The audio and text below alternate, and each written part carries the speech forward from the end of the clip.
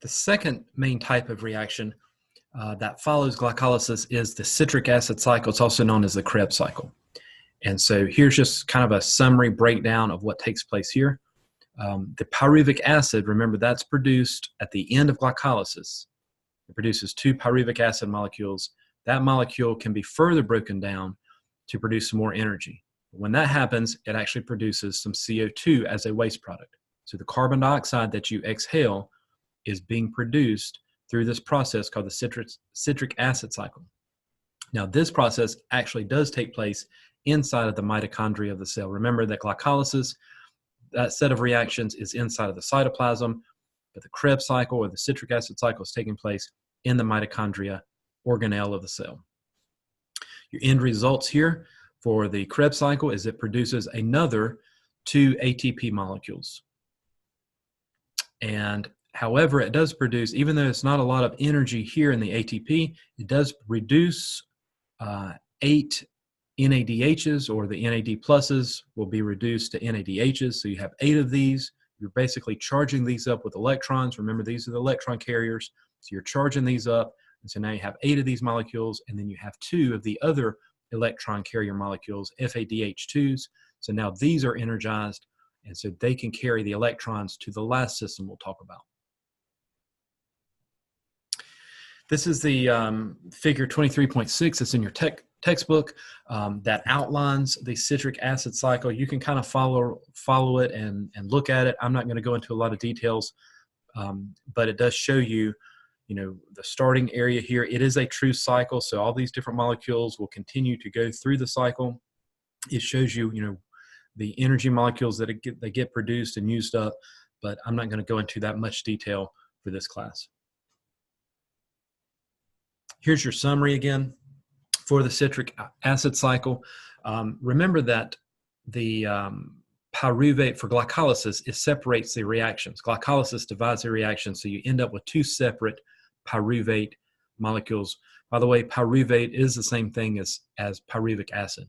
It's the same molecule. So pyruvate or pyruvic acid 1, it's going to go through the citric acid cycle and it'll produce 3 molecules of CO2. It'll produce 4 molecules of NADH, 1 molecule of FADH2, and 1 molecule of ATP. So you can combine these if you want to and say, well, Krebs cycle makes a total of 6 CO2s. Krebs cycle or citric acid cycle makes a total of 8 NADHs, 2 FADH2s, 2 ATPs. By the time you go through your citric acid cycle, you have basically now extracted all of the energy that you can from that glucose molecule that you started with. So this is now, that's why this says each glucose has now been completely oxidized. You've basically oxidized it. You've got all of the energy out that you can, and it's basically now the leftover, the remaining portion is the CO2 here. The last step of aerobic cell respiration is known as the electron transport system. Here again, I'm just going to go over a few brief details. You should kind of understand the basics behind it. What kind of system it is, what kind of energy it produces, where is it located, some of the basic information here that I'm going to present. And if you take another bio class, 111, maybe even 110, you may study this in more details. One thing to note is that this third set of reactions, electron transport, is where most of your ATP molecules are produced. In fact, at the end, it uses an enzyme called ATP synthase to actually produce 32 molecules of ATP. Remember from the summaries that we looked at for glycolysis, the only net gain of ATP is 2 molecules. You only get 2 molecules of ATP from glycolysis. And then from the Krebs cycle, we just said, you only get 2 ATP molecules from the citric acid cycle or Krebs cycle. The reason you're getting so much is that you're taking those electron carriers that you had energized in the previous 2 steps. In the last 2 set of reactions, you took NADH or NAD plus and you reduced it to NADH. You turned it into a high energy molecule, and now you're extracting that energy out. That's the energy that's going to allow you to make so much ATP. And the reason that happens is all the electrons that you have used to energize this will go through a set of membranes inside of the mitochondria where they drive some reactions and they allow for this enzyme to work. And so you use all this electron energy to get this enzyme to work to make all of this needed cellular energy, the 32 ATP. Here's a diagram that I found that attempts to kind of explain some of this. We're not going to go over a lot of details here, but what you're looking at, if this is your mitochondria, it's got two membrane systems. It's an outer membrane and an inner membrane. And that's kind of what you're seeing here. Here's the inner membrane, this bottom membrane. Here's the outer membrane. And so what happens is you've got different proteins, 1, 2, 3, and 4, that are all part of this inner membrane system. Here's the ATP enzyme. That's also a protein that's inside here. And the idea is that here comes at the bottom, you can see the NADH. There's your electron carrier. It oxidizes to form the NAD+. And when it does, it releases electrons and it releases hydrogen ions. These are protons or hydrogen ions. All of these hydrogen ions will go across through this channel, through this opening, and they get stuck in between these two membranes. So you're building up all of these hydrogen ions. The basic idea is you're creating a gradient system, an ion gradient system. So now I've got all these ions stuck inside of here. And whenever they move past, now you build up the system here. Now when they move past this enzyme that's embedded in this membrane, that gives this enzyme, the ATP synthase, the energy that it needs to build up your ATP molecule.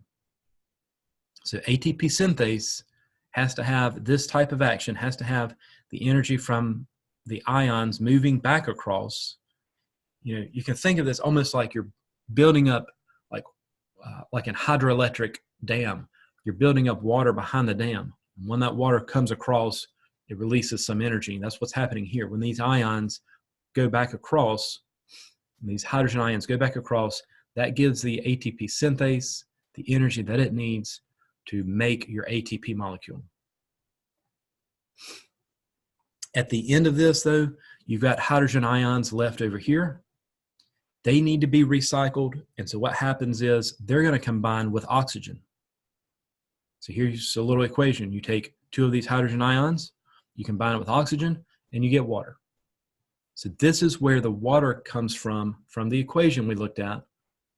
Remember the equation, oxygen plus the glucose molecule gives you some CO2. The CO2 was produced by the Krebs cycle, and the oxygen the water is being produced here by the electron transport chain.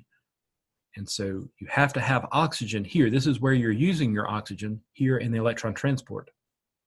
If you don't have oxygen, you can't go through this scenario.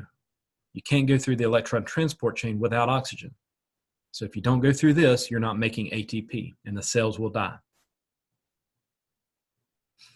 This is known as the terminal step. And oxygen is known as the terminal electron acceptor. So oxygen accepts the electrons at the end, at the terminal step, so that the process can continue. You don't need to know the reactions here. I kind of put this up here for you. The hydrogens that come back across that ATP synthase are here, combines with electrons, combines with oxygen, and it makes water. So here's your original equation we looked at. You breathe in the oxygen. It needs to go to the mitochondria so it can be the terminal electron acceptor. Glucose, that comes from the food that we eat. We digest the food, we digest it into sugars, convert it into sugar, glucose, and you combine that with oxygen, and that's going to produce, in the glycolysis stage, it'll help to produce some energy. In the Krebs cycle stage, that produces energy. It also produces CO2 as a waste gas, and also produces, and then the water is produced here in the electron transport chain. Summarizing the electron transport system is on this slide. ATP is generated, like we said, whenever the electron carriers, that's NADH and FADH2, whenever they become oxidized, that allows for the production of ATP. Now, the reason this is so important is that for every molecule of NADH that you built up in the glycolysis and that you built up in the Krebs cycle, you will get a return 3 times the return. So for every molecule of NADH, you'll get 3 ATP molecules. And then similarly, every molecule of FADH2, you'll get 2 molecules of ATP. Here's your kind of complete total. Remember glycolysis, you make 2 ATPs at the end. Citric acid cycle, you make 2 ATPs at the end. Electron transport, you make 32 ATPs at the end. The majority of your ATP is made here. And that gives you a total, if you add all of them up, gives you a total of 36 ATP molecules. Here's another way to look at the equation. I've added a few things to this equation. Only thing I've really added was the energy. And so your oxygen is there. Your glucose is here. I added the ADP that you have to charge up, and you have to add more phosphate to it to charge it up. So PI, that stands for inorganic phosphate. This is a phosphate molecule you're adding to the ADP. And on the product side of the reaction, you're getting CO2 released coming from the Krebs cycle. You're getting water produced coming from electron transport, and you're making your 36 ATP molecules of energy. All right, let's look at the nutrition side of things. The nutrition is basically understanding some vocabulary words. First of all, your definition for nutrition is listed here. Chemicals used by the body to produce energy. They also help to form the building blocks to making other types of chemicals, and they also function in some different types of chemical reactions, such as enzymes and things. Now, there's 2 major groups of what we call nutrients, and they're separated based on their amounts. So the first group of nutrients here are carbohydrates, proteins, lipids, and even water is considered to be a nutrient. And so here, all of these are required in large amounts. You need lots of carbs, proteins, lipids. You also need something called vitamins and minerals. We'll talk briefly about those. However, you don't need near as many of these as you do the first group. They're still important, but you don't need as many. Now, another vocabulary word that you need to know is a little tricky, so you have to watch this one closely. Essential nutrients. When you see the word essential, we naturally think that it's something that your body has to have. And that may be true, but in this case, the definition is a little different. The definition here is an essential nutrient is something that you have to eat, you have to ingest in order to have it inside your body. In other words, your body doesn't naturally make something that is essential. It's not on this slide, but you also have non-essential as a term. So there are some vitamins and essential you can use in different ways. So for example, there are some essential vitamins and there's some that are called non-essential. A non-essential vitamin doesn't mean that you don't have to have it. It means that your body already has the ability to produce it. So if it's non-essential, that means you can synthesize it. So there are some vitamins, so we'll talk about this later. So for example, vitamin D, your body can synthesize vitamin D, so that means it's non-essential. Doesn't mean that you don't have to have it. You have to have vitamin D. It just means that you don't have to ingest it in order to have it. So essential means, again, you have to eat it. You have to ingest it. You can't make it on your own. And so some of the amino acids, some of your fatty acids, most of the vitamins that you have in the body are essential. Minerals, your body doesn't make the minerals. You have to ingest those. Water and some carbohydrates. So let's talk about the 3 main groups of nutrients in the large group here. Carbohydrates, number 1. This should be a review from chapter 2. We'll kind of talk about a few things here. Remember that carbohydrates, the building blocks are sugars, simple sugars, and so the simplest of all carbohydrates is a monosaccharide. Mono means one, saccharide refers to sugar, and so this means that you have one sugar unit. So for example, glucose is a monosaccharide, fructose is a monosaccharide. Disaccharide, di means 2, so that means you combine 2 of the monosaccharides to make a disaccharide. So Sucrose, this is table sugar. This is the sugar that you eat on a normal daily basis, maybe. This is what you would add to your coffee, is sucrose. That is a combination, that's a chemical reaction. If you take glucose and you chemically combine it with fructose, you would have sucrose. Maltose, lactose, those are other examples of disaccharides. Polysaccharides, poly means many, so these have many of these subunits added together. Sometimes you see these called complex polysaccharides or complex carbohydrates. So for example, starch, that's what plants produce. They take extra glucose and they store it as starch. Our bodies do the same thing. We take extra glucose and store it in a molecule called glycogen. The liver does this for us. Cellulose, again, plants produce cellulose for the cell wall in a plant. However, we don't have the enzymes necessary to break this down, and so cellulose is not digestible for humans. It's indigestible for humans. We can't break it down.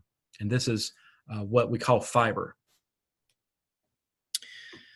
In order to get these molecules to the glucose, to the monosaccharide, you got to go through the digestion process. Remember, we're trying to get the energy out of it. And so first of all, to get the energy, you have to convert these down to glucose so that you can go through glycolysis and all that. Any extra glucose that you have gets stored as glycogen and eventually as a fat or lipid. So we've kind of already talked about most of these things. Carbohydrates, you have to digest these to get monosaccharides, and the liver, which we've talked a little bit about before, converts monosaccharides or sugars into glucose. So for example, if you have fructose, it can chemically change that into glucose. They're very similar, but it can chemically change fructose into glucose. That can be then used for glycolysis. And we've kind of talked a little bit about this before. Excess glucose, if you have more glucose than you can use in glycolysis, then you store it as glycogen. Animals do. And then if you have, and that takes place, you store it in the muscle and liver. And then beyond that, you store any extra carbohydrates as fat, as lipids. And that would be inside of your adipose tissue or your adipocytes, your cells that store up the lipids. Now you can also use sugar in the body, not just for energy, but also to make other molecules that you need, such as your DNA, RNA, and ATP. They all have sugar in it. They all have a type of sugar. Glycoproteins, glycolipids, anytime you see the prefix glyco, that means it has some type of carbohydrate in it. All right, let's briefly talk about lipids, another type of nutrient. Different types of lipids in the body. Triglycerides, that's one type. Cholesterol, that's another type. Triglycerides, these are what we generally call fats. If you go get a blood panel done, blood workup done, they'll probably give you a number of what your triglyceride level is. And so these are fats in the body. They're used to make energy. And then any extra triglycerides that you have, you would store this in your adipose tissue or in your liver. And sometimes you see terms such as saturated fats versus unsaturated fats. These are some examples here. Saturated fats, milk, meat fats, whole milk, cheese and eggs. All these are saturated fats. They're a little harder to break down the fat here. These are usually solid at room temperature. And the unsaturated fats, these are usually liquid at room temperature, such as the oils, olive oil, peanut oil, canola oil. Cholesterol is another example of a lipid. It's a steroid-based lipid. You can see that in the terminology there. Cholesterol is a steroid-based lipid. And we ingest that when we eat animal products. And it's also produced in the body. It's necessary in the body. It gets a lot of bad publicity now because, you don't want your cholesterol to be too high, and that's true. But you need some cholesterol because it's found in your cell membranes. And it is used to make the bile that we talked about in the digestive tract. Phospholipids, also, that's just another word for your, that's a type of lipid that you'll find in the cell membrane. So that's needed. And then you have some fatty acids known as linoleic acids.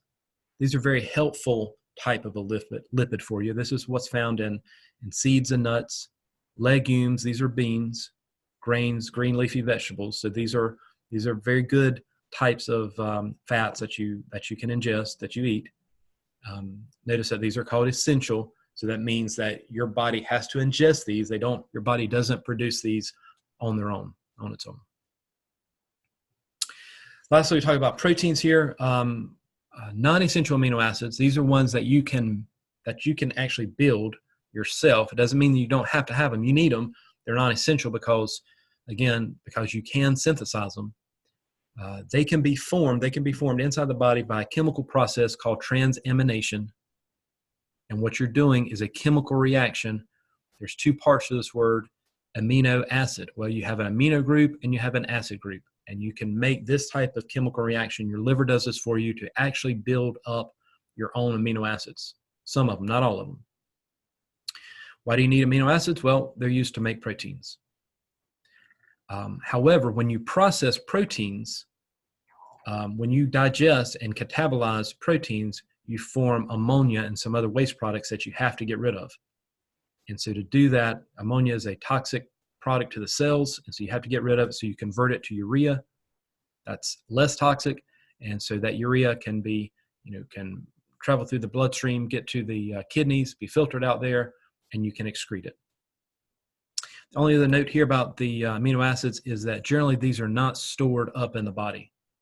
So you have to have a continual supply of protein in order to sustain your metabolism and to sustain the protein content that your body needs. We've pretty much talked about this information here on this slide. Proteins are made up of amino acids, and again, essential and non-essential is there. Essential means you have to get them from your diet, you have to eat them, ingest them. Non-essential means your body can actually go through a chemical reaction to produce them. Complete protein, you may see this is part of nutrition. Complete protein means you've got some type of food that has all of the amino acids present in there. All of the essential amino acids that you have to ingest. A complete protein would have all of that. So for example, any meats, fish, poultry, milk, cheese, eggs, these are complete proteins. They have all of the needed essential amino acids. Beans, they have a lot of proteins. They have a lot of amino acids. They just don't have, all of the essentials. But a complete protein would have everything. Here's your functions for proteins. They do a lot of different things. Proteins are what are found in antibodies, or antibodies are proteins. We've talked about antibodies before. Proteins are enzymes. Some proteins are enzymes. They help to speed up reactions. Proteins, some hormones are proteins. Some proteins are for structural support, such as collagen and elastic fibers. Some proteins are important in muscle contraction, such as actin and myosin fibers. Some proteins are necessary for transporting things, such as the hemoglobin we've talked about, such as ion channels that go back and forth across, that span of membrane, allowing the sodium and potassium and all that. Those are protein channels. The other group of nutrients we need to talk about would be vitamins. And vitamins function in something called a coenzyme. That means most enzymes have to have a molecule to activate them. That's called a coenzyme. And so many vitamins work by being a coenzyme. They help to activate enzymes. Again, you can use the same word here. Essential vitamin means you have to obtain them from your diet. You don't make most of your vitamins in the body, you don't produce naturally. You have to ingest them. There's a few exceptions, such as vitamin D. You can get based on the UV sunlight, gives you a chemical reaction in the body that helps you make vitamin D. Vitamin K, you have some natural occurring bacteria that reside in the intestines that help to produce a little bit of vitamin K, and you can actually use that. But most of your vitamins are essential, meaning that you have to ingest them. A provitamin, now sometimes you do have provitamins, and those are molecules or chemicals that can be used to make vitamins eventually. So like in the process to make vitamin D, you need the sunlight. Yes, you need the UV light, but you have provitamins as starting substances to make to make the vitamin D molecule once you use the UV light to start up that reaction.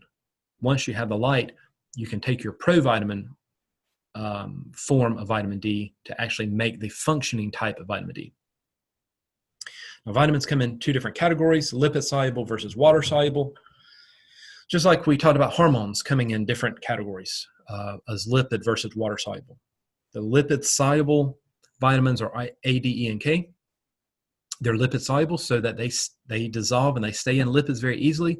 What that means is they are stored up in your fat cells, adipose tissue and your fatty tissues. They can store themselves there, even to the point of toxicity. In other words, you can have too many of these vitamins if you're taking vitamin supplements. You have to be careful about how much vitamin supplement you take. Water soluble vitamins are broken down a little easier, and so they aren't stored as easily. And so this would be vitamin B, vitamin C, some of the other vitamins that are out there, and so they only stay a short time in your system, and they're broken down and excreted. Another term that's associated many times with vitamins is antioxidants. Antioxidants you may have heard about. These help to prevent the formation of something called a free radical. And so in the little diagram here, you have a molecule of oxygen, and something has caused it to lose an electron. And this is what's referred to as a free radical. It's missing an electron. And so what that means is a free radical is very reactive. And so if it doesn't have its complete outer energy level, valence shell complete with electrons, if you've had a little chemistry, it would want to normally, this oxygen atom would normally have 8 electrons out here, and it only has 7. And so that makes it very reactive. And so a reactive free radical can actually damage cells, and it can actually damage your genetic material, your DNA. This little diagram is kind of showing you what an antioxidant could do. An antioxidant such as vitamin C has extra electrons that it can donate. And so it can provide that missing electron to the free radical, and it would stabilize that atom that was missing the electrons. All right, last few things here we need to look at. Minerals, another group of nutrients. These are inorganic. That means they generally do not contain carbon, and they are things that you have to ingest. Your body doesn't make minerals on their own, so these are supplied in your diet. They are necessary for normal metabolism. This is a whole list of different functions. We'll kind of go through these very quickly. Most of these you know about already. Established resting membrane potentials. Think about minerals that would be part of a membrane potential, such as sodium and potassium. And those help to generate action potentials. Think about minerals that help to add strength to your bones and teeth, such as calcium and phosphate. Minerals that are associated with buffer, again, phosphate would be important for buffers, and those involved in osmotic balance, such as chloride and hydrogen ions. Components of coenzymes and vitamins and hemoglobin. You have iron in your hemoglobin. So all of these are examples of minerals that are in your body. And you have to ingest these by eating animals and plants. This list is a few vocabulary terms that you should be familiar with, of how different processes that take place, chemical processes that take place inside the body to help you convert one nutrient into another one. So for example, glycogenesis is where you take glucose and you form glycogen. Right? You can memorize the definition, or you can kind of see it in the word. Glyco refers to glucose, or really in this case, glycogen, and genesis is creation of, formation of, and so here you are forming glycogen. Glycogen, you can kind of see the whole word glycogen here. Glycogenesis is forming glycogen whenever you have extra glucose. This is what we said takes place inside of the liver, and you store that extra glycogen in the liver and your muscles. Lipogenesis, same type of scenario. You're forming lipids here. When glycogen stores fills up, you've got enough glycogen, you start making lipids. That's lipogenesis. Glycogenolysis, lysis means to break down, so now you are breaking down glycogen. So glycogenesis and glycogenolysis are opposite processes. They're opposites. So glycogenolysis is breaking down glycogen. Then last vocabulary word here, gluconeogenesis. This means the formation of glucose. Formation of glucose, but the neo part means new. So you're actually forming glucose from something that's not a carbohydrate usually. So for example, you can take your liver, the liver can take amino acids, which are the building blocks of protein, and actually make glucose, which is a carbohydrate. So that's gluconeogenesis. Last thing we want to look at here is metabolic rate. This is looking at the total amount of energy that comes from basically breaking down, going through total, complete aerobic respiration, the complete catabolism of food.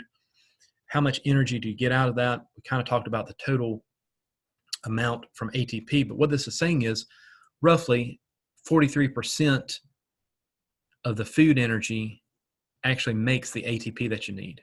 In other words, this is not super efficient here. About 57% of the energy that is being produced through breaking down food actually is lost as heat energy. It's not exactly lost. You need that heat energy because if you think about it, what the temperature of the body is, that's 98.6 degrees or 37 degrees Celsius. So the body is warm. You need that warmth to allow your body to function, allow your chemical reactions to function. So you need that heat energy, but that's heat energy that's produced rather than ATP energy. And so through the process of homeostasis, you can balance your heat. Through all four of these vocab words here, you can balance your heat through these things. Radiation technically means you're losing heat without touching anything. You're radiating heat off of the body. Conduction means you're exchanging heat or losing heat by touching something. That's conduction. Exchange of heat by direct contact. Convection means you're transferring heat between the surface of your body and the air. Like if it's windy outside, you feel cooler because of convection. Evaporation is whenever you results in heat loss. You lose heat whenever a liquid turns to a gas. In other words, you put something that's like rubbing alcohol on your skin, and it feels cool to the touch because when it evaporates, it goes from a liquid to a gas, it feels cool, and your body loses a little bit of heat at that location. All right, that is the end of chapter 23.